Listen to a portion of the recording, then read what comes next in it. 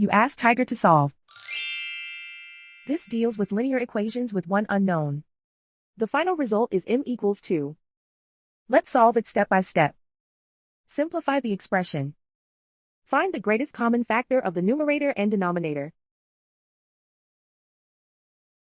Factor out and cancel the greatest common factor. Isolate the m.